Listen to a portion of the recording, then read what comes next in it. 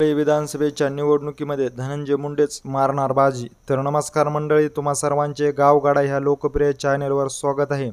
बीड जिल्ह्यातील अतिशय महत्त्वाचा मतदारसंघ असलेला परळी या मतदारसंघाकडे राज्यातील ज्येष्ठ नेत्यांचे देखील लक्ष लागले असल्यामुळे परळी या ठिकाणी महायुतीकडून धनंजय मुंडे तर महाविकास आघाडीकडून राजेसाहेब देशमुख ह्या निवडणुकीच्या रिंगणामध्ये उतरलेले आहेत।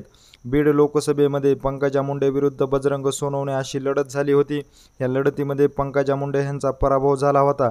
त्याचीच पुनरावृत्ती करण्यासाठी परळी विधानसभा निवडणुकीमध्ये सुद्धा मुंडे विरुद्ध देशमुख अशी लढत आपल्याला पाहण्यास मिळणार असून मराठा विरुद्ध ओबीसी हा कार्ड खेळण्यासाठी महाविकास आघाडीच्या नेत्यांनी ही सर्व चाल केली असल्याचे महायुतीचे उमेदवार असलेले धनंजय मुंडे यांनी अनेक वेळा बोलून दाखविलेले आहे।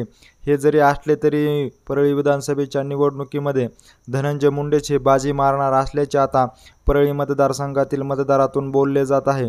कारण गेल्या अनेक वर्षापासून विकासाचा बॅकलॉग भरून काढण्यासाठी धनंजय मुंडे यांनी प्रयत्न केले असून लोकसभेच्या निवडणुकीसाठी पंकजा मुंडे यांना 75,000 मताची लीड धनंजय मुंडे यांनी मिळवून दिल्यामुळे धनंजय मुंडे यांना रोखणं खूप कठीण आहे।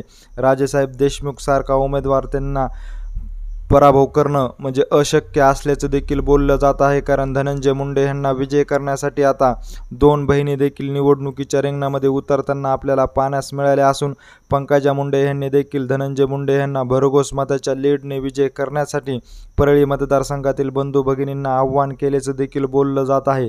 त्यामुळे धनंजय मुंडे यांना परळी विधानसभेच्या निवडणुकीत पराभूत करणं अशक्य असून धनंजय मुंडे हे परळी विधानसभेच्या निवडणुकीमधून जिल्ह्यातील सर्वात जास्त लीडने निवडून येणारा उमेदवार असल्याचे देखील बोललं जात आहे। एकंदरीत ह्या सर्व घडामोडीविषयी नेमकं तुम्हाला काय वाटतं हे आम्हाला आमच्या कमेंट बॉक्समध्ये नक्की कळवा। अशीच अपडेट जर तुम्हाला वेळोवेळी जाणून घ्यायची असेल आणि तुम्ही अजूनही आमच्या चॅनलला जर सबस्क्राईब केलं नसेल तर नक्की सबस्क्राईब करा। धन्यवाद।